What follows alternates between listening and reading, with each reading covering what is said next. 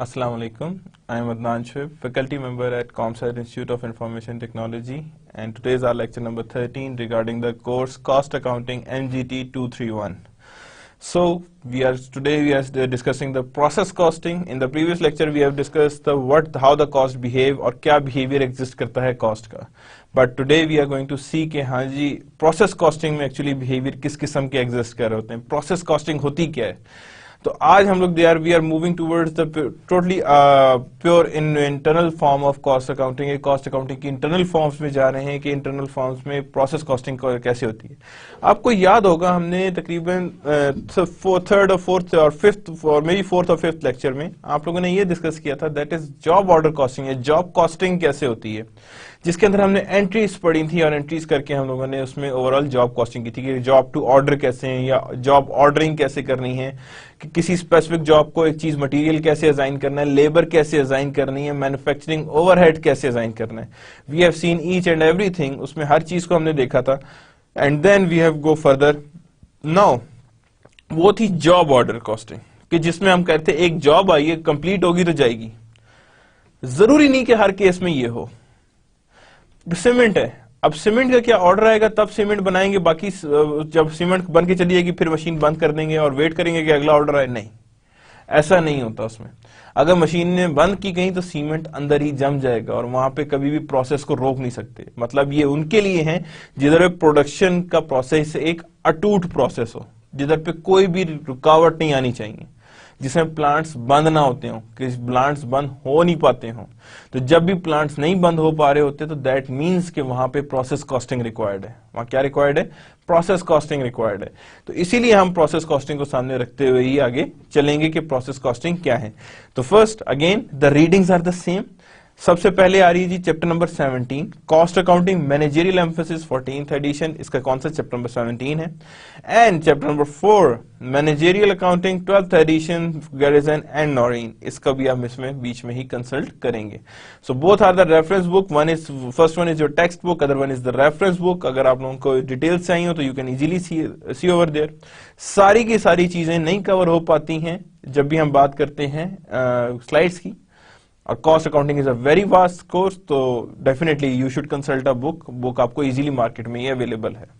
So starting with the first learning objectives. Learning objective से start करते हैं.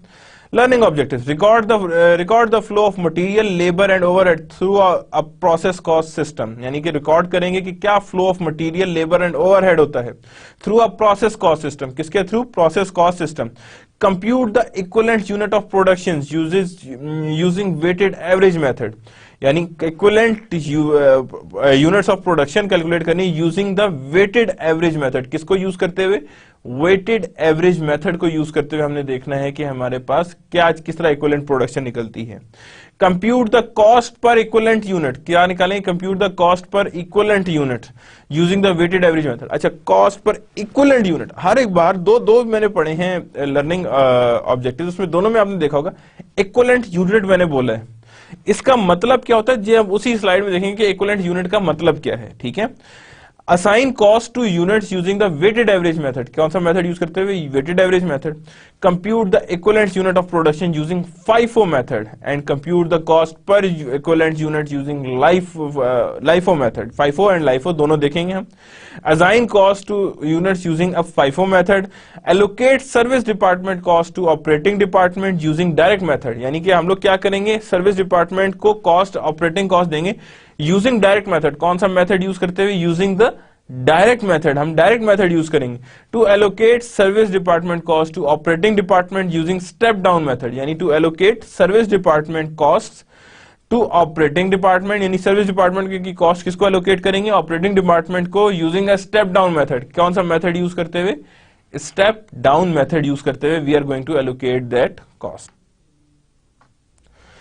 Now starting with the job costing and process costing, opposite ends of a continuum. यानी एक अगर मैं यूं कहूं ना, फॉर एग्जाम्पल ये लाइन ड्रॉ करूं ना, तो जॉब कॉस्टिंग यहां है तो प्रोसेस कॉस्टिंग है. Both are the extremes situation, both एक दूसरे से बिल्कुल सेपरेट है.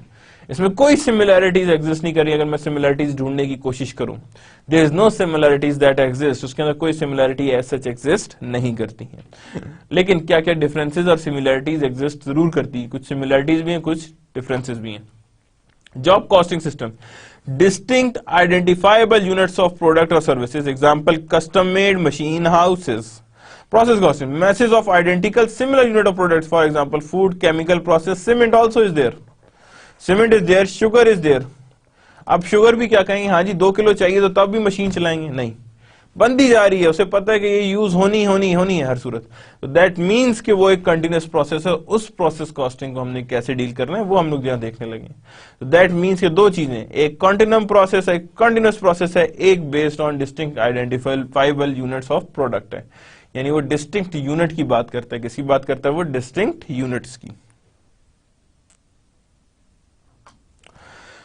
Moving towards the process costing. Process costing is a system where the unit cost of product or service is obtained by assigning total cost to many identical or similar units. यानी process costing is a system where unit cost of a product or service is obtained by assigning total cost to many identical similar units. कि unit cost तब मिलती है by assigning total cost to many identical और similar units, कि जब आप total cost many identical units को और similar units को दे चुके होते हैं या उस पे लगा चुके होते हैं या उन पे आप असाइन कर चुके होते हैं। Each unit receives the same or similar amount of direct material cost, यानी each unit जो है, हर यूनिट जो है वो same direct material cost obtain करता है, डायरेक्ट लेबर कॉस्ट भी ऑब्टेन करता है, एंड मैन्युफैक्चरिंग ओवरहेड, यानी हर यूनिट जो रिसीव करता है डायरेक्ट मटेरियल, डायरेक्ट लेबर और ओएच, वो तो सब कुछ जो है वो सेम सिमिलर अमाउंट में रिसीव करता है।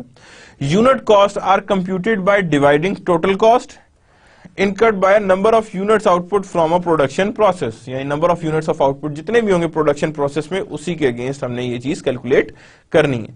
तो unit costs are computed by dividing total cost incurred by a number of units of output from a production process, यानी number of units of output from a production process, जो भी होगा तो उसके हिसाब से हमने यहाँ पे evaluations डाल दी हैं कि ये हमने evaluate कर लिया है। प्रोसेस कॉस्टिंग, जाहिर बात है जब जॉब कॉस्टिंग की भी assumptions थी तो we are also taking the process costing assumptions, यानी प्रोसेस कॉस्टिंग में भी assumptions एग्जिस्ट कर रही हैं।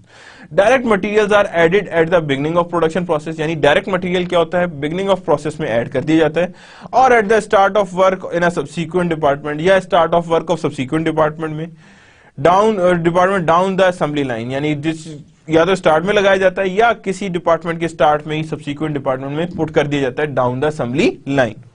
Conversion cost are added equally along with the production process, यानी कन्वर्जन कॉस्ट जो है वो इक्वली ऐड की जाती है along with the production process, यानी conversion cost are added equally along the production process, यानी कि लेबर भी साथ साथ ही अप्लाई किया जा रहा होता है और ओएच भी साथ साथ ही अप्लाई किया जा रहा होता है। 5 स्टेप्स होते हैं प्रोसेस कॉस्टिंग एलोकेशंस के, 5 स्टेप्स के अंदर ही होती है ये process costing. First one, when you summarise the flow of physical units of output, यानी समराइज क्या करेंगे, flow of physical unit of output, कि कितने यूनिट ऑफ आउटपुट जो है वो समराइज करने हैं। Compute output in terms of equivalent units, कि पहले देखेंगे कि फिजिकल यूनिट्स कितने बन रहे हैं, फिर हम इक्विवेलेंट यूनिट्स फाइंड करेंगे। Compute cost per equivalent unit, वो भी निकालेंगे। Summarise total cost of to account, assign total cost to unit completed and unit ending in the ending work in process, यानी पहले देखेंगे कितने कंप्लीट हो चुके हैं एंड देन देखेंगे कि कितने वर्क इन प्रोसेस में पड़े हैं। जितने वर्क इन प्रोसेस में पड़े हम उसके हिसाब से हम फर्दर आगे देखते जाएंगे, ठीक है ना। Summarise total cost to account for, यानी कि ये भी देखना है कि total cost to account for कितनी है और किस तरह से उसने अकाउंट फॉर होना है, यानी first flow of physical units of output, compute output in terms of equivalent units, यानी कि physical unit of output, then equivalent output, then cost of equivalent units, then summarize total cost करनी है हमने, and then total cost to unit completed and the unit ending work in process, यानी unit के कितने ending work in process में हैं। Now equivalent units कितने, a derived amount of output units, that a derived amount of output units that take the quantity of each input in unit completed and in finished goods unit of work in process, यानी equivalent units होते क्या, takes the quantity of each input in unit completed and in unfinished units of work in process and convert the quantity of input into amount of completed units and could be produced with the quantity of units are calculated separately for each unit. यानी equivalent units हम किसके निकालेंगे? जो goods अभी complete नहीं हुई हैं, जो गुड्स अभी कंप्लीट नहीं हुई हैं लेकिन अनफिनिश्ड हैं, लेकिन उसमें से कितने परसेंट कवर अप हो चुके हैं, जितने परसेंट बन चुकी हैं उसको हम अलग करेंगे तो क्या बन जाएगा? हमारे पास इक्विवेलेंट यूनिट्स बन जाएंगे. क्या बन जाएंगे? हमारे पास इक्विवेलेंट यूनिट्स बन जाएंगे कि ये हमारे पास क्या चीज आ रही है? इक्विवेलेंट यूनिट्स आ रही हैं. यानी takes the quantity of each inputs, यानी takes the quantity of each input in units, यानी ईच इनपुट्स को हम क्या करेंगे? इन यूनिट्स लेंगे. कंप्लीटेड यानी कितने units, each input in units completing, यानी कि जितने भी टेक्स क्वांटिटी को इनपुट है उनको हम लोग किससे डिवाइड करेंगे? Unit completed. And in unfinished goods units of work in process, यानी कि कितने वर्क इन प्रोसेस में पड़े, यानी टोटल यूनिट्स में से कितने इनपुट जिनकी डाली थी हमने, यानी जितने यूनिट की हमने इनपुट डाली थी उसमें से कितने यूनिट्स कंप्लीट हो गए और कितने अनफिनिश्ड पड़े. और convert the quantity of input into the amount of completed output, और सारी की सारी क्वांटिटी किस फॉर्म में लेके आएंगे? In terms of completed output that could be produced with the quantity of input are calculated separately for each unit. हर unit के लिए ये सेपरेटली कैलकुलेट होता है. Direct material and conversion cost are also being there, यानी कि ये हर एक इनपुट को सेपरेटली लेके आते हैं जिसमें डायरेक्ट मटेरियल भी आती है एंड कन्वर्जन कॉस्ट भी सामने लेकर आते हैं. Step 1 and 2 illustrated. अब गौर से देखिएगा. Flow of production, work in process beginning में क्या है? 0 है. फिजिकल यूनिट डायरेक्ट मटेरियल कोई नहीं है, ये भी कोई नहीं है. स्टार्टेड ड्यूरिंग करंट पीरियड 400 थी, टू बी अकाउंट फॉर इतनी आ गई है हमारे पास. And completed and transferred out during current period कितनी है जी? वो है जी 175. वर्क इन प्रोसेस में कितनी है जी? 225 इंटू 100% एंड 225 इंटू 60%. 60% हमारे पास है, यानी कि हमारे पास 100% एक हो चुका है, एक की हमारे पास कितनी है? 225 पे भी पड़ी है. And the conversion cost is there, यानी कि हमारे पास ये आ गए. अब फिजिकल यूनिट्स इतने बनते जा रहे हैं. कंप्लीटेड ट्रांसफर ड्यूरिंग वो इतनी आ रही है हमारे पास. वर्क इन प्रोसेस में आ गया और कह रही है डायरेक्ट मटेरियल का सारा काम खत्म हो चुका है. कन्वर्जन कॉस्ट का भी 60% हुआ है. टू बी अकाउंटेड फॉर 40 है, तो यहाँ पे हमारे पास टोटल कितनी आ रही है? 400 और 300. Degree of completion direct material 100% है, कन्वर्जन कॉस्ट 6% है, यानी डायरेक्ट मटेरियल का सारा काम हो चुका है और कन्वर्जन कॉस्ट का 60% हुआ है. सिर्फ कन्वर्जन कॉस्ट का कितना हुआ है? 60% अभी तक हुआ है. यानी कि टोटल हमारे पास आ रहा है, that is known as step 1 and step 2. पहले हमने फिजिकल यूनिट्स देखने हैं, फिर उसके बाद हमने देखना है कि कितनी हमारे पास इक्विवेलेंट यूनिट्स जनरेट हो चुके हैं. Then 3, cost added during February. कितनी प्रोडक्शन कॉस्ट ऐड होगी? That is 50,600. 32 इसमें ऐड हुई है, 13,000 इसमें ऐड हुई है, तो total 32,000 and 80,600. Cost added in current period, current period में कितनी ऐड हुई है वो देख लें. 32,000 18,000 आई है. डिवाइडेड बाय इक्विवेलेंट यूनिट्स, 400 थे ना, 400 इसके से 310 इतने, तो इसकी कॉस्ट इतनी आ रही है, इसकी कॉस्ट इतनी आ रही है. Assignment of cost, completed units and transferred out. 175 units जो थे वो हमने ट्रांसफर आउट कर दिए हैं और इसमें भी 60 यूनिट्स हमने ट्रांसफर आउट कर दिए, तो कितने अमाउंट के ट्रांसफर आउट हो गए? That is 24,000. Work in process में 225 पढ़े, 225 इंटू 80 करेंगे, 135 इंटू 60 करेंगे, दैट मीन्स इतना अभी वर्क इन प्रोसेस में पड़ा है. तो cost to be accounted for 50,000, 32,000 and 18,600 ये हमारे पास आ रही हैं, कॉस्ट आ रही है फॉर स्टेप 3, 4 एंड 5. ये हमने हर एक स्टेप को निकाल लिए सामने. General ledger cost flow illustrated. अब अकाउंट्स पेएबल थे सबसे पहले. अकाउंट पेएबल से हमने यहां पे लगाए थे, तो यहां पे आगे क्या हो गया? वर्क इन प्रोसेस में चला गया. वेरियस अकाउंट जो थे वो यहां से यहां चले गए हैं, 18,600. एंड वर्क इन प्रोसेस से जब कंप्लीट हुई है तो ये सारा वर्क इन प्रोसेस से जो है वो टेस्टिंग की तरफ चले, transferred out to finish goods, और जो फिनिश गुड्स से यहाँ निकला तो फिनिश गुड्स में आ गया, और finish goods say that move towards the cost of goods sold. किसकी तरफ चला गया? That is towards the cost of goods sold, यानी ये हम लोग कॉस्ट ऑफ गुड्स सोल्ड की तरफ चले गए हैं कि that is for the cost of goods sold. Weighted average process costing method, किसकी तरफ जा रहे हैं हम? Weighted average process costing method. जो भी मेथड आ रहा है वो उससे हम weighted average process costing method में आ रहा है. Calculates cost per equivalent units. क्या करता है वो? कैलकुलेट्स करता है cost per equivalent unit, of all work done to date, यानी कैलकुलेट करता है cost per equivalent variable for all work done to date regardless of accounting period, regardless of accounting period in which it was done, regardless of accounting period in which it is done, यानी जिस accounting period में किया गया उसको सामने रख के नहीं देखा जाता। यानी कैलकुलेट करता है cost per unit of all work, यानी cost per equivalent unit of all work, यानी कॉस्ट जितनी भी है per unit of equivalent work of all work done to date, कि जो आज तक किया गया काम वो सारा का सारा इसमें ही आ रहा है।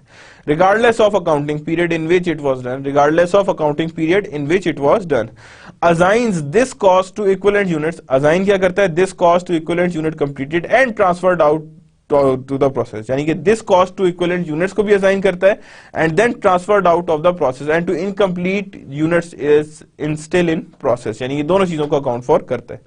Weighted average cost is the total cost of all cost, यानी वेटेड एवरेज कॉस्ट जो है is the total of all cost in work in process account divided by the total equivalent units, यानी कि जितना भी वेटेड एवरेज कॉस्ट कितना निकलती है, total of all cost in work in process, जितनी वर्क इन प्रोसेस में पड़ी है, divide by total equivalent units, किससे डिवाइड करना है हमने, टोटल इक्विवेलेंट यूनिट्स से जो अभी तक काम हो चुका है।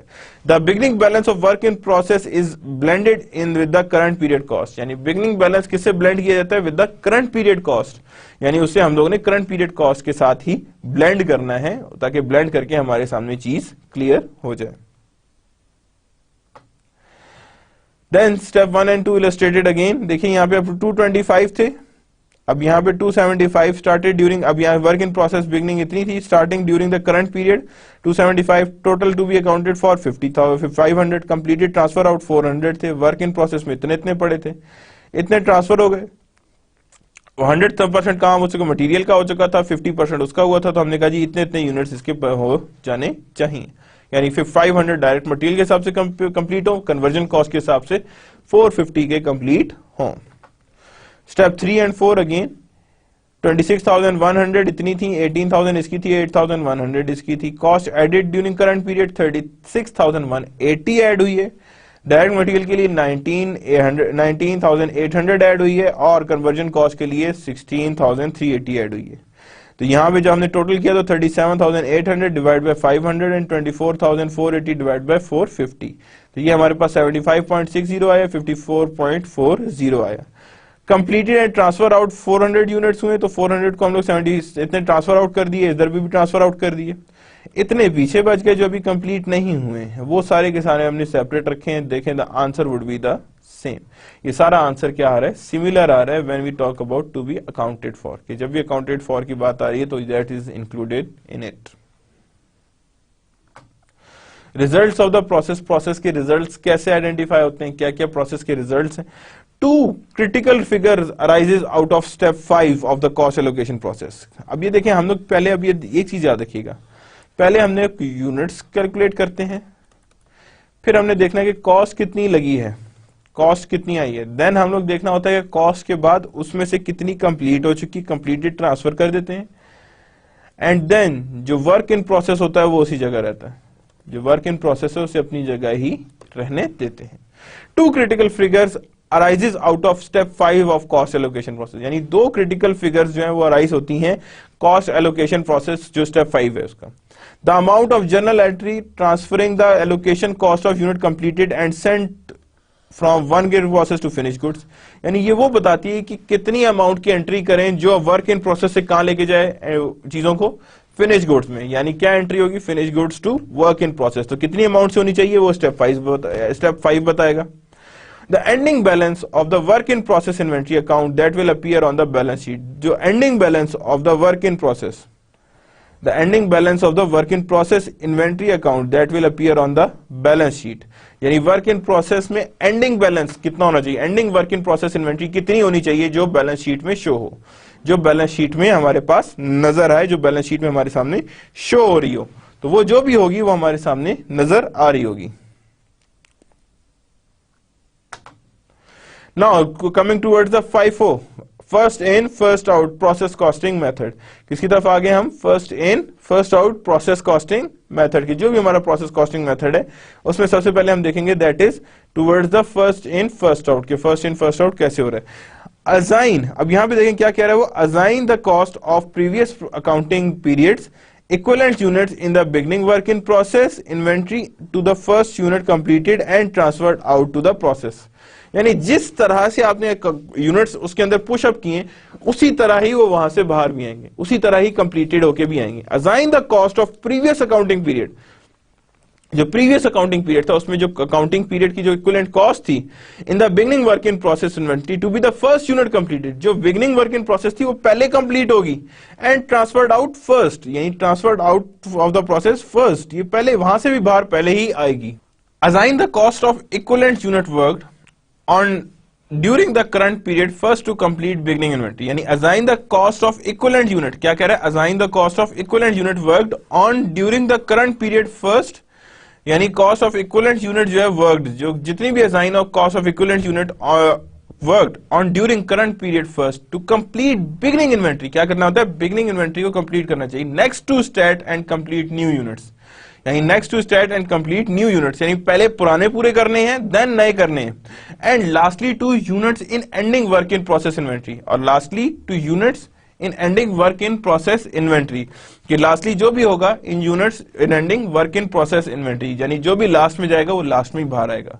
सो what means to say is in every case we are going to see that it should be the first in and first out. क्या होना चाहिए इन्हें, first in and first out. First in and first out process costing method. The beginning balance of the work in process account, work done in a prior period, is kept separate from the current period cost. यानी कि the beginning balance of the work in process account, work done in period, is kept separate from a current period cost. कि हम beginning balance of work in process है उसको अलग ही रखते हैं current period cost से, ताकि वो पहले जो वर्क इन प्रोसेस कंप्लीट हो वो बाहर जाए and then current period cost की तरफ हम आए, ताकि that the first in first out remains the same over the time, यानी कि वो फर्स्ट इन फर्स्ट आउट अपनी जगह पे कायम रहे, बराबर रहे, और उसी के हिसाब से हम देखें कि फर्स्ट इन फर्स्ट आउट कैसे और किस तरह से वर्क कर रही है. हियर इज द इलस्ट्रेशन, देखें फर्स्ट इन फर्स्ट आउट पे कैसे आ रही है. Work in process beginning inventory कितनी आ रही है, दैट इज 225, यहां पे कितनी आ रही है 225. स्टार्टेड ड्यूरिंग करंट पीरियड कितना है 275 है, 500 थे. Completed transferred out during current period तो फ्रॉम बिगिनिंग, तो सबसे पहले 225 में से 100%, 100%, 100%, 60%, तो कितने माइनस हो रहे हैं, यहां 0 है, यहां 90 आ रहे हैं, ठीक है ना, 90 बचे यहां पे, और 225 थे. स्टार्टेड एंड कंप्लीटेड 175 थे, स्टार्टेड इसी डिपार्टमेंट में हुए और कंप्लीटेड कितने हुए, दोनों हो गए, यानी 175 कंप्लीट हो गए. वर्क इन प्रोसेस एंडिंग कितनी है जी, 100% हो चुकी है इसकी और 50% उसकी हो चुकी है एंडिंग में. अकाउंटेड फॉर कितनी है, दैट इज 275 एंड 315, ये हमारे पास क्या आ रहे हैं टुवर्ड्स द अकाउंटेड फॉर, कि ये हमारे पास अकाउंट फॉर हो चुके हैं और इन्हीं को हमने अकाउंट फॉर करना था. Step 3, work in process beginning, again 26,100 कितने का था, यहाँ पे 18,000 यहाँ पे लगी थी और 8,100 कन्वर्जन कॉस्ट लगी थी. Cost added in a current period 19,000 further add हुआ है, 16,380 फर्दर ऐड हुए. Cost added in current period कितनी आ रही है, यहाँ पे गौर से देखें 19,800 है, 16,380 है. डिवाइड द इक्विवेलेंट कॉस्ट 275 और 315 से डिवाइड किया, पर यूनिट कॉस्ट आ गई.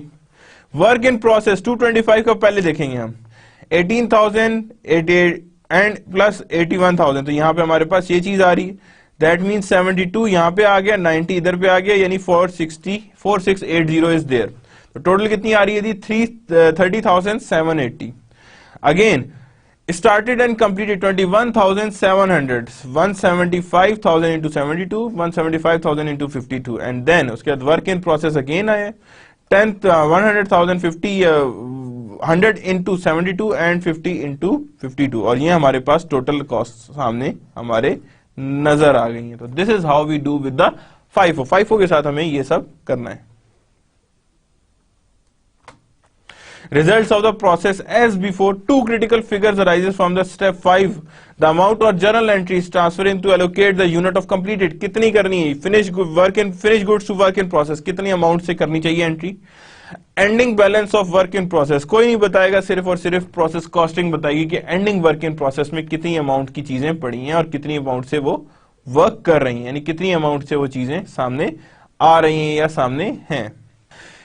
Now coming towards the standard costing and process costing, किसकी तरफ आ रहे हैं हम? स्टैंडर्ड कॉस्टिंग और process costing. Teams of design, processing, engineering, operation personnel, management, accounting work together to determine separate standard cost per unit, equivalent unit on the basis of different technical processing specification for each department. यानी हर एक की standard cost आप separate करते हैं, हर department को separate करते हैं on the basis of their technical processing specifications. किसकी बेस पे? कि टेक्निकल प्रोसेसिंग स्पेसिफिकेशन सेपरेट करें ईच, हर एक की। जब आप हर एक की टेक्निकल प्रोसेसिंग स्पेसिफिकेशन सेपरेट करेंगे, that means processing specification each product की सेपरेट है। Standard cost replace actual cost in equivalent unit calculation, यानी standard cost replace actual cost in equivalent unit production, कि जो भी स्टैंडर्ड कॉस्ट होती है वो एक्चुअली यूनिट कॉस्ट को रिप्लेस करती है इन कैलकुलेशंस। यानी जब भी हम कैलकुलेट कर रहे होंगे, whenever there comes the standard cost, it is going to replace the equivalent cost। इस बात को याद रखिएगा जब भी हम आगे इसके न्यूमेरिकल्स अटेम्प्ट करेंगे, तो ये बहुत इंपॉर्टेंट कॉन्सेप्ट है। इसमें आपने वो देखना है कि हाँ जी स्टैंडर्ड कॉस्ट को हमने कैसे और किस तरह से मैनेज करना है। अगर वो सही तरह होगी मैनेज, तो then it would be a complete process costing and actual process costing, जो हमारे पास सही आंसर हमें ला के दे रही होंगे। ठीक है, तो दैट मींस कि हमें स्टैंडर्ड कॉस्टिंग क्या है? टीम्स ऑफ डिजाइन, जो प्रोसेस इंजीनियर, जितने भी personnel management work together to determine separate process standard cost. हर एक की standard cost separate per equivalent unit आती है, तो on the base of different technical units, processing and special, यानी कि separate standard cost per equivalent unit. तो वो जब भी आएगा तो standard cost per equivalent unit उनकी सेपरेट होती है based on their different processes, because designing separate है, मैनेजमेंट सेपरेट है, मार्केटिंग सेपरेट है, एवरीथिंग इज बीइंग सेपरेट। तो हर एक की कॉस्टिंग भी क्या करनी पड़ेगी? सेपरेट करनी पड़ेगी, अलग करनी पड़ेगी। Step 1 and 2 illustrated. अगेन देखें यहाँ पे वही 225 work in process 225 beginning started during current period 275 में 500 टोटल यूनिट्स है। Completed and transferred out from beginning inventory work in process 220 थे, 100% थे, 100% हो गए कंप्लीट, और 100% और 60% थे। तो यहाँ पे हमारे पास टोटल कितना आ रहा है जी? दैट इज पहले वाले में 0 हो गया और दूसरे में 60% हो 40% रह गए, that means it's of 90। Started and completed, started 175 तक, कंप्लीटेड सारे के सारे हो गए, that means over here. Work in process ending कितना है जी? 100% तो यहाँ पे था, कंप्लीट मटेरियल हो गया, लेकिन लेबर का काम 50% हुआ। तो दैट मींस कि हम इन तीनों को जब ऐड करेंगे, so then we have a this much. तीन चीजें अकाउंट फॉर करनी है, beginning work in process, current period, ending work in process. Beginning work in process में कितना कंप्लीट हो गया वो हमने लिख दिया, करंट जो था वो सारा का सारा कंप्लीट हो गया, वर्क इन प्रोसेस एंडिंग था वो कितना हुआ है वो हमने सामने यहां लिख दिया। तो हमारे पास कितने कंप्लीट हो रहे हैं? दैट इज 275 एंड 315, यानी 275 यूनिट्स हैं एंड देन 315 यूनिट्स एग्जिस्ट कर रहे हैं। Then first coming towards the work in process beginning से पहले निकालेंगे, डायरेक्ट मटेरियल से निकालेंगे 1 से 225 74 जो हमने ऑलरेडी कैलकुलेट किए हुए थे, 74 54, तो हमने मल्टीप्लाई किया, तो then we have this much of amounts. Cost added in current period at standard cost 275 into 74 and 315 into $50.54। अब पिछली स्लाइड में देखें 275 and 315 यही वाले यूज हो रहे हैं, तो वो यूज हुए तो हमारे पास कितने आ गए? That is of 54। Total cost to be accounted for that is 61,300, 37,000 and 24,300। कितनी आ रही है? 37,000 एंड 24,300। स्टैंडर्ड कॉस्ट पर इक्वल यूनिट्स कितनी आ रही है जी? यहाँ पे 74 और 54 जो ऑलरेडी दी हुई थी हमें, जो ऑलरेडी क्या किया हुआ था हमें, हमारे पास थी और हमें दी हुई थी। Assignment of cost to standard completed and transferred out 400 unit से वर्क इन प्रोसेस 225 पे पड़े हुए थे, तो यहाँ पे हमारे पास ये वैल्यूज आ रही थी उनकी। Cost added in the beginning of period कितनी? 4860, 74 ऐड हुई थी और यहाँ 90 के हिसाब से ऐड हुई है। Total from a beginning inventory वो यहाँ आया। स्टार्टेड एंड कंप्लीटेड कितनी थी? 74, तो यहाँ पे हमने कहा जी इतने की हमारे पास कंप्लीट हो गई, and work in process ending इतना आ रहा था जिसमें से ये थी और ये थी, तो then we have a complete things. तो हमारे पास क्या आया जी? First beginning work in process में कितना लगे, स्टार्टेड एंड कंप्लीटेड कितनी हो गई हैं, और एंडिंग वर्क इन प्रोसेस में क्या सिचुएशन है for finding the equivalent units. हमने क्या निकालने होते हैं for finding the equivalent units, तो इनमें क्या सिचुएशंस हैं जो नॉर्मली एग्जिस्ट कर रही होती हैं। Summary of the current performance वो हमने निकाल ली है कि यहाँ पे हमारे पास टोटल इतनी कॉस्ट लग रही है जो अभी तक हमारे सामने नजर आ रही है, जिसे हम कहते हैं प्रोसेस कॉस्टिंग रिपोर्ट। क्या कहते हैं इसे हम? Process costing report. ये कहलाती है हमारी overall process costing report. General ledger cost flow illustrated. अब जनरल लेजर को देखें, कॉस्ट फ्लो कैसे इलस्ट्रेट किया देखें। Assembly department, market control, direct material यहां था पहले, फिर यहां पे आके किधर गया, वर्क इन प्रोसेस में गया। असेंबली डिपार्टमेंट में कन्वर्जन कॉस्ट कंट्रोल यहां पे था, और यहां से हमने ऑलरेडी इसे कहां भेज दिया, कन्वर्जन कॉस्ट वेरिएंस में। Cost allocated to assembly department, assembly department की थी तो असेंबली की सीधे कॉस्ट जाएगी किधर पे, कन्वर्जन कॉस्ट इसमें जाएगी। और बाकी दो को अभी हम रहने देंगे कहां पे। अगेन उसके बाद यहां से जो मटेरियल था वो किधर गया, डायरेक्ट मटेरियल वेरिएंस में भी आ गया, कन्वर्जन कॉस्ट वेरिएंस में भी आ गया। यहां से हमने निकाला और यहां गया वर्क इन प्रोसेस से निकले, कहां जा रहा है, work in process of testing में जा रहा है। किस में जा रहा है, work in process of testing में जा रहा है। अगले के लिए फिनिश गुड्स नहीं है। आधा काम अगर वर्क इन प्रोसेस का हुआ है तो आधा काम अब वर्क इन प्रोसेस टेस्टिंग करेगी।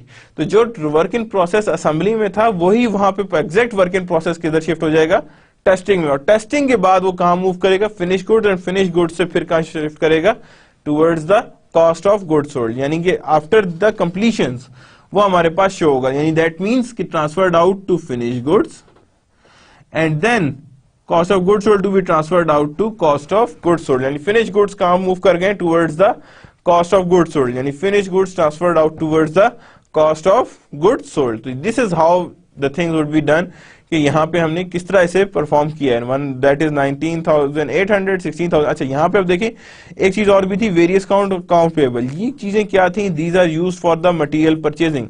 अब जो मटेरियल परचेज किया होगा ये कैश पे नहीं किया होगा, किस पे किया होगा, on the basis of accounts किया गया होगा। किस पे किया होगा, on the basis of accounts किया गया होगा। तो जब अकाउंट्स थी तो क्या होगा, direct material to account payable. तो अकाउंट पेबल का ऑब्वियसली अकाउंट जनरेट हो गया होगा, और इसीलिए सेम है। वैल्यू भी देखें क्या आ रही है, दोनों की सेम है, दैट इज 19,800। यानी दोनों की वैल्यू भी क्या आ रही है, सेम आ रही है, दैट इज 19,800। यानी दोनों केसेस में ये सिमिलर लेवल पे ही आ रही हैं। ट्रांसफर्ड इन कॉस्ट, ये ट्रांसफर्ड इन कॉस्ट कौन सी होती है और किस तरह से वर्क करती है। Are cost incurred in previous department that are carried forward, जो डिपार्टमेंट में कॉस्ट प्रीवियस हो चुकी है as a product cost when it moves to the subsequent process in the production cycle.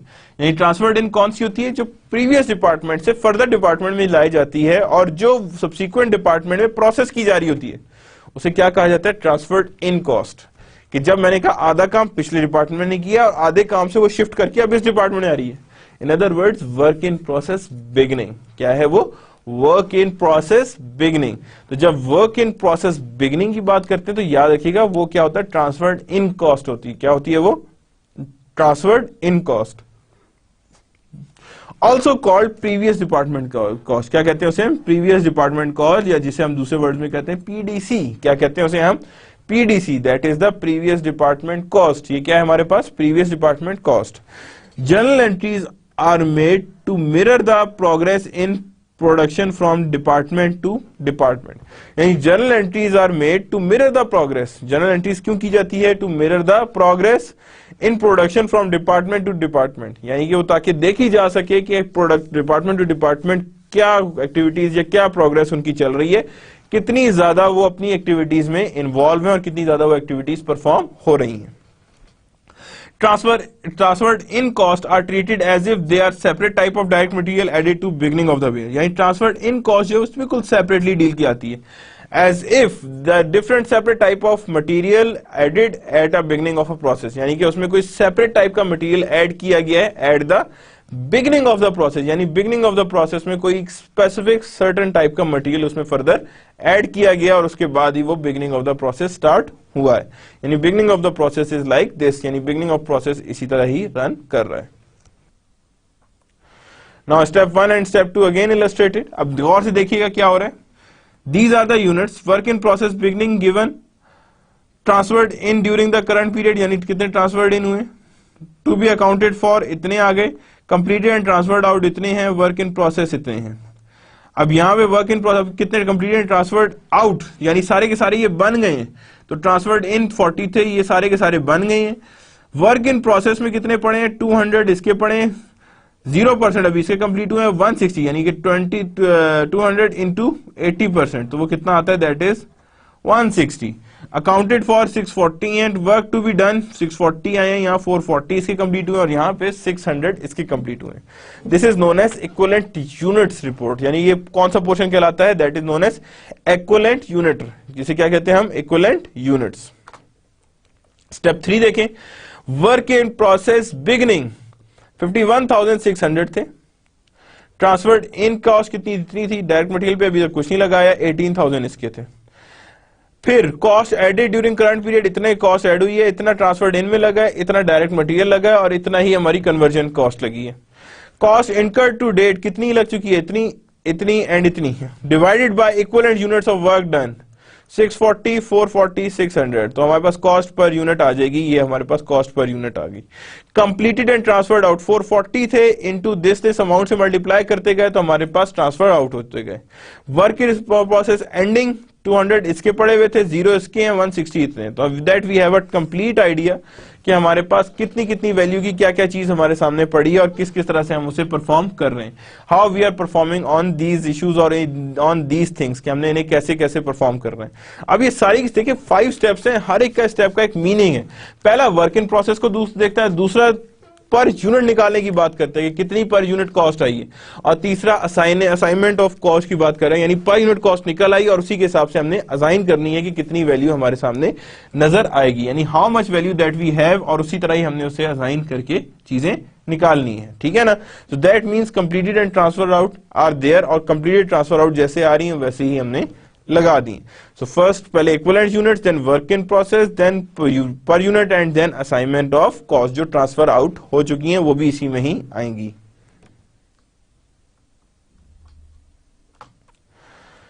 Then next one, the flow of production. अब flow of production कैसे maintain हो रहा है देखिएगा। अब वर्क इन प्रोसेस बिगनिंग कितनी आ रही है जी, 240, 400, 640 to be accounted for. From beginning work in process जितना जितना रह गया उसमें हमने उसी हिसाब से उसे छोड़ दिए। स्टार्टेड एंड कंप्लीटेड वो कितने थी, 200, 200, 200। वर्क इन प्रोसेस एंडिंग 0, 160, तो हमारे पास टोटल हमारे पास वैल्यूज आ गई कि ये हमारे पास हैं जो हमारे पास कंप्लीटेड इक्विवेलेंट यूनिट्स आ रहे हैं। क्या आ रहे हैं हमारे पास, कंप्लीटेड इक्विवेलेंट यूनिट्स आ रहे हैं हमारे पास। स्टेप 3 अगेन पहले कॉस्ट पूरी करेंगे, कॉस्ट कितनी लग चुकी है, इतनी लग चुकी है, ट्रांसफर्ड इन में इतनी है, डायरेक्ट मटेरियल 0 है, ये इधर लग चुका है। कॉस्ट एडेड, ये हमने इस दफा ऐड की है, cost to be accounted for इतनी है, ये हमारे पास कॉस्ट निकली है। कौन सी cost, added in current period, ये थी, करंट पीरियड की सारी कॉस्ट थी, डिवाइड किया उसे वैल्यू से, तो हमारे पास पर यूनिट कॉस्ट आ गई है। जहां पर यूनिट कॉस्ट आ गई है दैट मीन्स कि यहाँ पे हमारे पास क्या आ रही है, 0, यहाँ पे कितना आ रहा है 33,000, और यहाँ पे कितना आ रहा है हमारे पास, दैट इज 18,000, यानी ये हमारे पास ओवरऑल कॉस्ट जो थी वो जनरेट हो रही थी बेस्ड ऑन दिस वन। इस पे बेस करें जो फर्स्ट वन थी हमारी, कौन सी थी, जो फर्स्ट वन थी हमारी। Next assignment of cost, transferred out, work in process इतनी थी 36,000, 0, 18,000। Cost added in a beginning, वो जो भी ऐड हुई है वो हमने लगा दी। देन स्टार्टेड एंड कंप्लीटेड, जितनी भी कंप्लीटेड हो चुकी हैं उसको हमने निकाला स्टार्ट करके, एंड देन लास्ट में work in process ending identify किया कि कितने कितने परसेंट काम हो चुका है, और उसी हिसाब से हमने एलोकेशंस कर ली कि किस किस तरह से इसने एलोकेट होना and how they are going to allocate them, यानी किस किस तरह से वो एलोकेट होकर सामने आएंगे। Hybrid costing system another good unique hybrid costing system है, न्यू कॉस्टिंग सिस्टम है। Hybrid costing system blends characteristics from both job costing and process costing system, यानी कि ये ब्लेंड है दोनों का, जॉब कॉस्टिंग और प्रोसेस कॉस्टिंग, यानी दोनों चीजें इसके अंदर आती हैं, जॉब कॉस्टिंग भी आती है इसके अंदर और प्रोसेस कॉस्टिंग भी इसी के अंदर आती है। तो जब दोनों का ये ब्लेंड है जिसे हम कहते हैं hybrid costing system. Many actual production systems are in fact hybrid, बहुत सारे मैन्युफैक्चरिंग सिस्टम ऐसे होते हैं वो एक्चुअल में बाय डिफॉल्ट ही हाइब्रिड होते हैं, जिसके अंदर दोनों चीजें होती हैं, जॉब कॉस्टिंग भी एग्जिस्ट कर रही होती है और प्रोसेस कॉस्टिंग भी एग्जिस्ट कर रही होती है, यानी both things are available.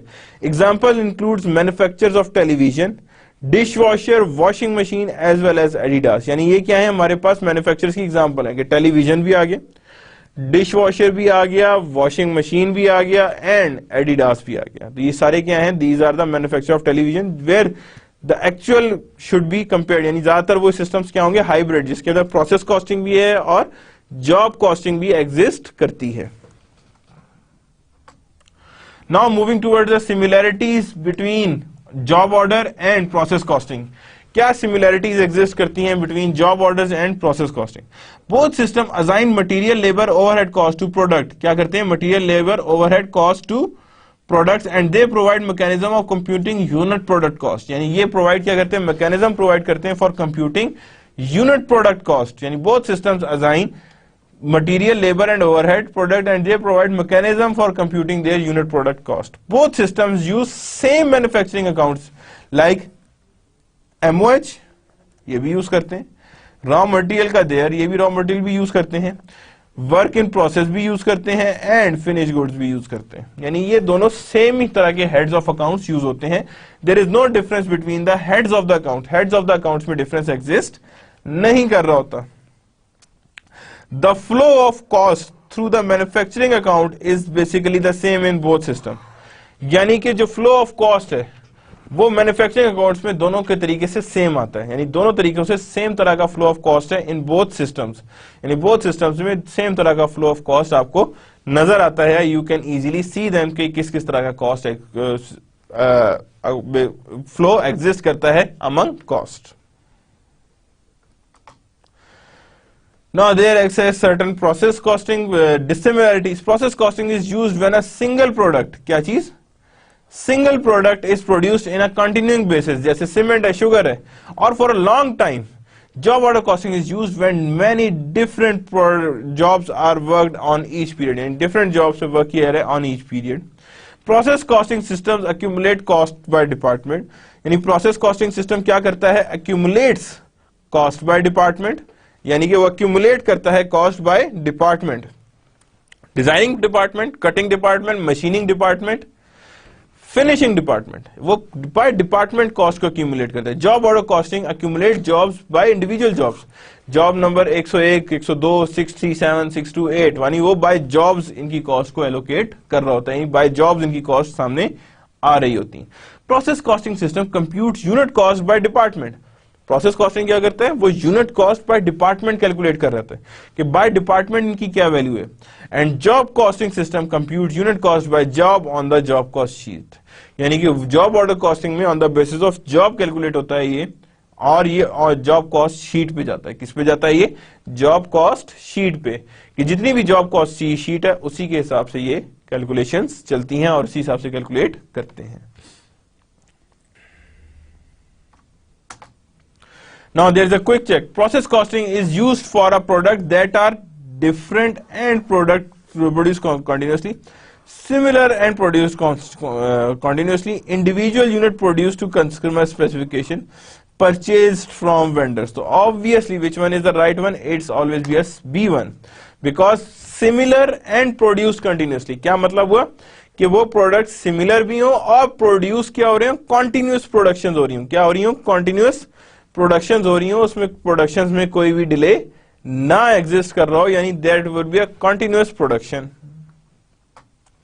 Now processing department, any unit in an organisation where material labour and overhead are added to the product, यानी प्रोसेसिंग डिपार्टमेंट क्या होते हैं, कोई भी यूनिट या कोई स्ट्रेटेजिक बिजनेस यूनिट जहां पे material labour and overheads that can be added to the product, यानी उन्हें उस प्रोडक्ट में ऐड कर सकते हो, तो उसे हम कहते हैं that is known as processing department. क्या कहते हैं उसे हम, processing department. The activities performed in a processing department are performed uniformly in all units of production.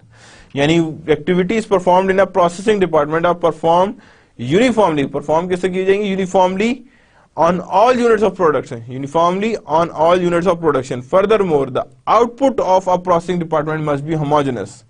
यानी कि जो output of the processing department must be homogenous, यानी वो क्या होना चाहिए, होमोजेनस होना चाहिए. Performed uniformly on all units of production, यानी कि परफॉर्म्ड यूनिफॉर्मली किया जाता है.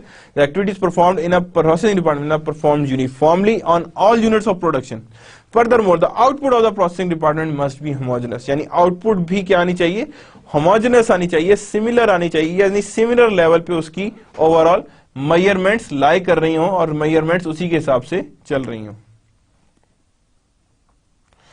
Now comparing the job order and a process costing. अब यहाँ पे क्या है, वर्क इन प्रोसेस है, direct material work in process, direct labour work in process, manufacturing overhead work in process, and work in process to finish goods and finish goods to cost of goods sold. That is how the comparing of job order processing will be done. ये किस तरह compare होता है जब हम बात करते हैं जॉब ऑर्डर प्रोसेसिंग की, कि वहां पे क्या आ रहा है जी, direct material, labour, overhead into work in process and work in process to finish goods and finish goods to CGS cost of goods sold. किसके अंदर जा रहा है, CGS cost of goods sold. Comparing, अब यहां पे क्या हो रहा है जी, अब comparing job order and process. अब डायरेक्ट मटेरियल यहां लग रहा है, डायरेक्ट लेबर यहां लग रहा है, यहीं लग रहा है, जॉब्स आ गई हैं. Cost are traced and applied to individual jobs in a job order costing. यानी कि वो तो था कि आप प्रोसेस कॉस्टिंग, अब मूव करें जॉब ऑर्डर कॉस्टिंग, कि आप ये सारी चीजें एक स्पेसिफिक जॉब को असाइन करते हैं और उसी जॉब के थ्रू आपकी फिनिश गुड्स में जाते हैं और फिनिश गुड्स से कॉस्ट ऑफ गुड्स सोल्ड पे जाते हैं.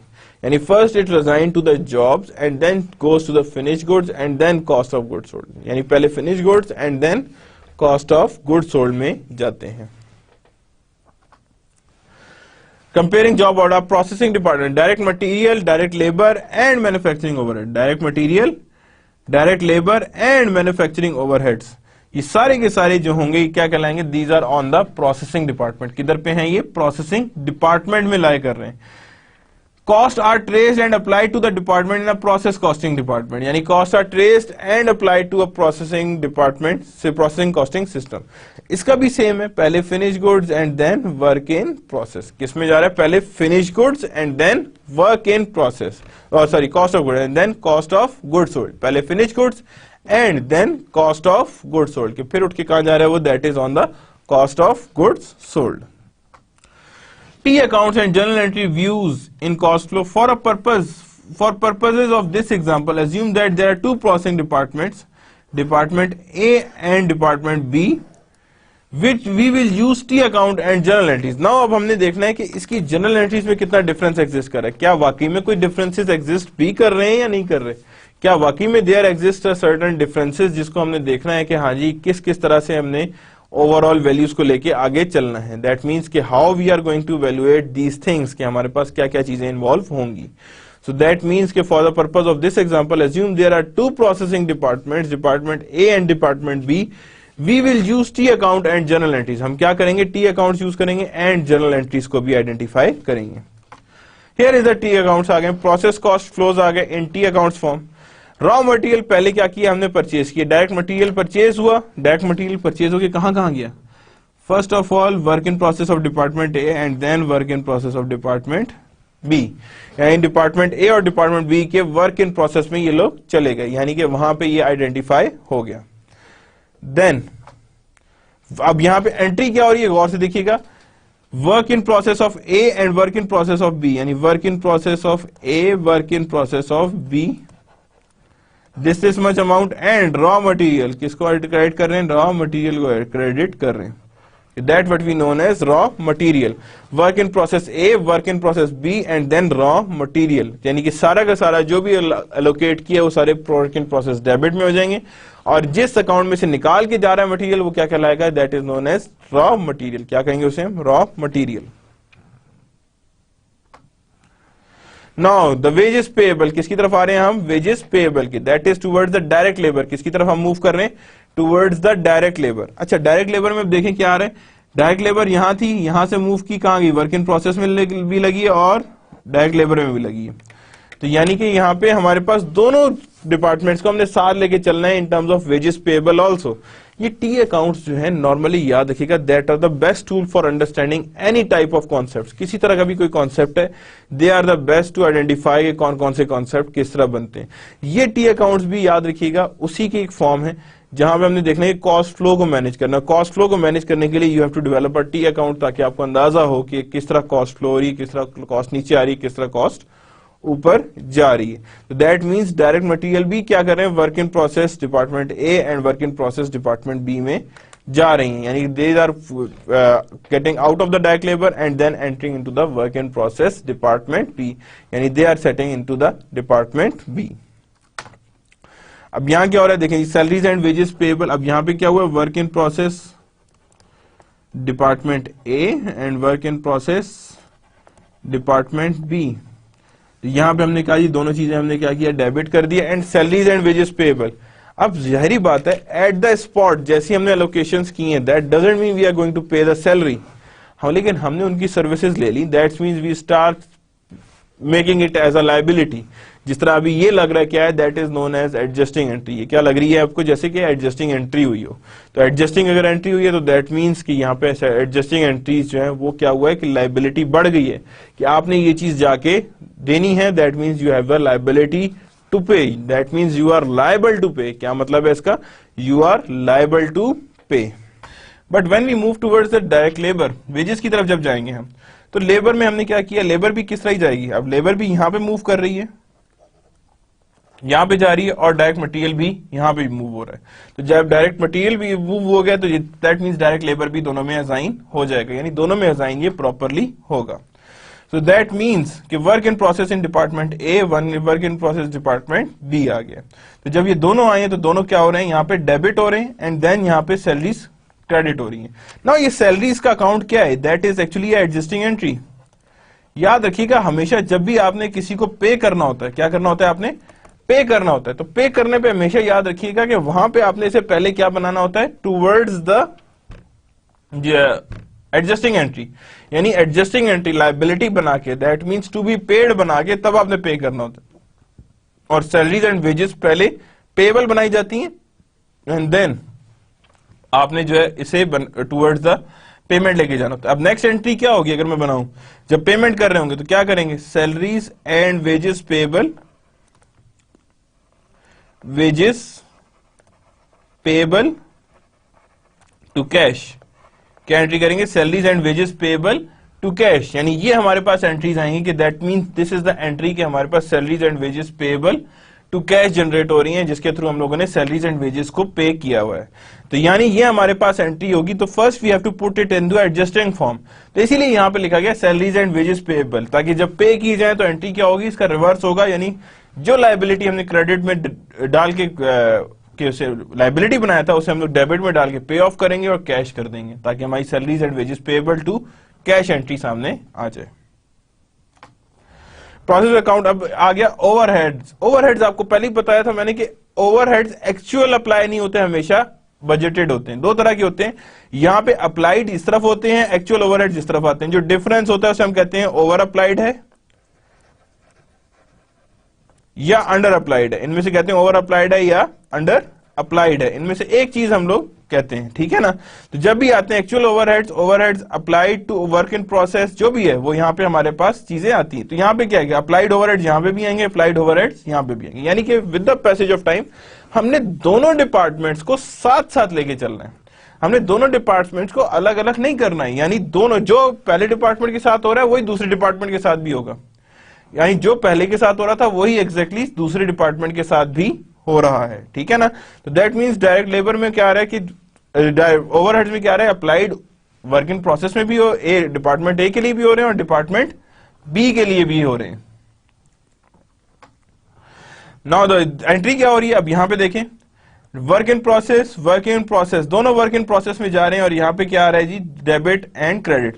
लेकिन यहां पे हम क्या लिखेंगे, manufacturing overhead applied, not actual manufacturing overhead. यहां क्या लिखेंगे, मैन्युफैक्चरिंग ओवरहेड अप्लाइड। हमने कोई ना कोई पीओआर कोई सा सिलेक्ट करेंगे, पीओआर की बेस पे, जिसे हम कहते थे pre determined overhead rate, pre determined overhead rate, यानी ये प्री डिटरमिन्ड ओवरहेड रेट है और जो ये ओवरहेड रेट है हम उसी के हिसाब से ये एलोकेट कर रहे हैं। तो that means predetermined overhead rate is there, POR predetermined overhead rate, और उसी की बेस पे हमने यहाँ पे क्या करना है, इसे अप्लाई करना है। और जब हम अप्लाई करेंगे तो we have a clear idea कि यहाँ पे हमारे पास वर्क इन प्रोसेस में मैन्युफैक्चरिंग ओवरहेड्स अप्लाई हो गए हैं। प्रोसेस कॉस्ट फ्लो आ गई है, यानी अब क्या हुआ है कि अब हमने चीजें सारी अप्लाई कर दी हैं। देखें डायरेक्ट मटेरियल भी अप्लाई हो गया, डायरेक्ट लेबर भी अप्लाई हो गई है एंड मैन्युफैक्चरिंग ओवरहेड भी अप्लाई हो गए हैं। तो now they are things are all in work in process. कहां पे है वो, all in work in process. Now moving from department A to department B. तो वर्क इन प्रोसेस जब अपना काम कंप्लीट कर लेगा तो क्या कहेगा, ट्रांसफर टू डिपार्टमेंट ए। क्या करेगा, डिपार्टमेंट ए की ट्रांसफर फ्रॉम डिपार्टमेंट ए। तो उसके जो direct material direct labour overheads हैं वो इनको कंप्लीट करने में मदद करेंगे। वो क्या करेंगे, इनको कंप्लीट करने में मदद करेंगे। That is transferred from department A. जो कहां से आ रही है transference, towards from the department A, यानी किसकी तरफ से आ रही है, डिपार्टमेंट ए की तरफ से जो ट्रांसफरेंस आ रही है वो यहां पे आ रही है फ्रॉम डिपार्टमेंट ए, जिसे हम कहते हैं वर्क इन प्रोसेस। तो अब यहां पे इसकी एंट्री कैसे होगी, ये देखें, work in process of department A to work in process of department B to work in process of department A, means to say कि ये आउट हो रहा है और ये किधर जा रहा है, डिपार्टमेंट बी में जा रहा है, बिकॉज इस डिपार्टमेंट का काम खत्म हो गया, यानी interchanging of work in process हो रही है कि पहला वर्क इन प्रोसेस जा रहा है और दूसरा वर्क इन प्रोसेस सामने आ रहा है, यानी transfers of goods from department A to department B, कहां मूव कर रहा है, department A to department B में मूव कर रहा है, तो वहां पे आ जाएगा ट्रांसफरेंस हो रही है कि work in process of department A जो है वो मूव कर रहा है टुवर्ड्स डिपार्टमेंट बी। तो जाहिर बात है जब हमने डाली थी चीजें तो वर्क इन प्रोसेस डेबिट हो रहा था, और जब वर्क इन प्रोसेस में से कुछ निकाल रहे हैं तो दैट स्टार्ट्स गेटिंग क्रेडिट। तो जब वो क्रेडिट हो रहा है तो डिपार्टमेंट ए क्रेडिट हुआ है, और जब वो बढ़ रहा है डिपार्टमेंट बी तो वो क्या हो गया, डेबिट हो गया। तो जब वो डेबिट हो गया तो then we have a clear idea कि हमारे पास क्या रिकॉर्डिंग और ट्रांसफरेंस ऑफ गुड्स आ रही है। नाउ अब क्या हुआ है, direct material, direct labour and overhead, ये तीनों चीजें हो गई हैं, ट्रांसफरेंस भी हो गई है। अब जब ये सारी चीजें इसको लगी हैं बनाने में, ये सारी चीजें किसको लगी हैं, इसको लगी हैं बनाने में, तो हमारे पास जब गुड्स बन गई तो उसे हम क्या कहते हैं, cost of goods manufactured, cost of goods manufactured. और वो कॉस्ट ऑफ गुड्स मैन्युफैक्चर्ड जो है वो कहां ट्रांसफर होती है, टुवर्ड्स द फिनिश गुड्स, कहां ट्रांसफर हो जाती है, टुवर्ड्स द फिनिश गुड्स। और जब वो फिनिश गुड्स ट्रांसफर होती हैं तो हम लोग कहते हैं that is known as cost of goods manufactured. क्या कहते हैं उसे हम, कॉस्ट ऑफ गुड्स मैन्युफैक्चर्ड आ जाएंगी, जिसे हम कहते हैं फिनिश गुड्स की मैन्युफैक्चरेंस। तो यहां पे हमारे पास एंट्री सी क्या होगी, वो देखिए, finish goods to work in process. अब ये देखिए इसके अंदर ऑलरेडी डिपार्टमेंट ए की सारी चीजें अवेलेबल हैं, और उसी पे इनके डायरेक्ट मटेरियल, डायरेक्ट लेबर और एफओएच ने वर्क करके उसे कंप्लीट किया। तो जब हमने कंप्लीट हुआ है तो सारी की सारी गुड्स कहां चली जाएंगी, फिनिश गुड्स में। कहां चला जाएगा वो सारा का सारा, फिनिश गुड्स में चला जाएगा। और जब फिनिश गुड्स में चला जाएगा तो यहां पे नीचे क्या आएगा, work in process of department B, यानी सारा का सारा सामान जो था आपने work in process in department B से निकाल के कहां डाल दिया आपने, टुवर्ड्स द फिनिश गुड्स डाल दिए। किसमें डाल दिया आपने, टुवर्ड्स द फिनिश गुड्स डाल दिए, बिकॉज सारा काम कंप्लीट हो गया। तो पहले क्या था, वर्क इन प्रोसेस को बार बार डेबिट कर रहे थे, जब हमने उसमें से चीजें ट्रांसफर आउट करके यानी कि बाहर निकालनी है तो then we start making it towards the department B. That देखें ये लिखा गया, to record the completion of goods and their transfer from department B to finish goods inventory. Now this is the finish good inventory account. ये क्या है, finish goods inventory account है, जिसमें हमने को ने ये चीज डेवलप की है या ये चीज सामने लेकर आए हैं। तो दैट मींस फिनिश गुड्स भी आ गई हैं and that means work in process भी आ गए, और जो भी वर्क इन प्रोसेस आए हैं उसके हिसाब से ही हमने यहाँ पे एंट्री पास कर दी। तो one is got to be debit and other one becomes credited. Now here अब क्या हो रहा है कि यहां पे देखें, कॉस्ट ऑफ गुड्स मैन्युफैक्चर्ड थे, कॉस्ट ऑफ गुड्स मैन्युफैक्चर्ड इधर गई। अब कॉस्ट ऑफ गुड्स मैन्युफैक्चर्ड है तो cost of goods manufactured sale भी तो होंगी ना, when they are going to be selled. तो वो जब वो यहां से फिनिश गुड्स से निकलेंगी तो वहां क्या होगा, कॉस्ट ऑफ गुड्स सोल्ड आ जाएगा, बीच में क्या चीज आएगी, कॉस्ट ऑफ गुड्स सोल्ड आ जाएगी, और cost of goods sold account credit करेगा फिनिश गुड्स को और डेबिट करेगा अपने अकाउंट को, यानी credit finish goods, debit cost of goods sold, because cost of goods sold is the cost, वो डेबिट में होगी। और फिर क्रेडिट किसको करेगा, फिनिश गुड्स को क्रेडिट करेगा। किसको करेगा क्रेडिट, फिनिश गुड्स को क्रेडिट करेगा। और जब वो फिनिश गुड्स को क्रेडिट करेगा तो दैट मींस के आपका एंट्री किस तरह की होगी, that is something like this. पहले ये एंट्री देखें, देखिए कॉस्ट ऑफ गुड्स सोल्ड, जितने की सेल हुई है वो डेबिट हुए और फिनिश गुड्स क्रेडिट हुई हैं। लेकिन ये कितनी अमाउंट से क्रेडिट हुई होंगी, number of goods sold into cost, number of goods sold into cost, और ये भी सेम ही अमाउंट से होगी। लेकिन सेलिंग प्राइस और कॉस्ट तो डिफरेंट होती है, तो सेलिंग प्राइस की क्या एंट्री होगी, आप क्या करेंगे, number of units into selling price, और अकाउंट रिसीवेबल भी उसी अमाउंट से होगा। तो पहले एंट्री क्या करेंगे, कॉस्टिंग में आपकी cost of goods to sold to finish goods at the costing, and account receivable में कैसी एंट्री होगी, that is account receivables to sales, that is number of units into selling price. वो selling price से entry होगी, ये cost से entry होगी। ये एंट्री फैक्ट्री लेजर में हो रही होगी, वो एंट्री जो है आपकी बुक्स ऑफ अकाउंट्स में होगी जो पब्लिशेबल होती हैं, जिसमें नजर आएगा कि हाँ जी इतने अकाउंट रिसीवेबल बढ़ गए, इतने अकाउंट रिसीवेबल्स कम हो गए और इतनी सेल्स हमारी इंक्रीज करेगी।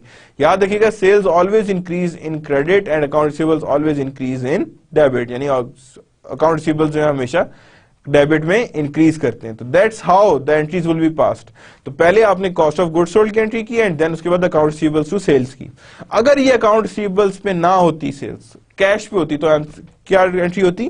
Cash to sales. क्या होती है एंट्री? कैश टू सेल्स, कि कैश आया है on the basis of sales आया है। किसकी बेस पे आया है cash? On the basis of sales आया है, यानी सेल्स को सामने रखते हुए ही वो अकाउंट करते हुए सामने आया है। So that's the end of the lecture number 13 regarding our course in which we have studied कि process costing कैसे होती है। थोड़ी सी एग्जांपल्स देखी हमने, प्रोसेस कुछ स्टेप्स देखे हैं, क्या क्या स्टेप्स इन्वॉल्व होते हैं। फिर हमने थोड़ा सा उसको लेजर फॉर्म में देखा है कि लेजर फॉर्म में वो कैसे कंप्लीट होती है, किस तरह एक डिपार्टमेंट से दूसरे डिपार्टमेंट में जा रहे हैं। साथ ही हमने कुछ जर्नल एंट्रीज की हैं जिसमें work in process of department A जो है वो बी में शिफ्ट हो रहा है, तो हमने कहा जी work in process of department B to department A भी शिफ्ट हो रहा था। So in which we have also studied कि हमारे पास क्या क्या चीजें इन्वॉल्व हो रही थी, कि जो किस तरह की एंट्रीज इन्वॉल्व थी। फिर हमने देखा कि जब एंड में वर्क इन प्रोसेस से फिनिश गुड्स गई तो क्या एंट्री हुई, फिनिश गुड्स से कॉस्ट ऑफ गुड्स सोल्ड बना तो क्या एंट्री हुई। वहां पे दो एंट्रीज हुई, एक सेल्स की हुई और एक कॉस्ट की हुई। एक एट कॉस्ट पर यूनिट पे हुई है और एक at sales selling price per unit पे हुई है। So that we have studied, that's the end of the lecture number 13। अल्लाह हाफिज।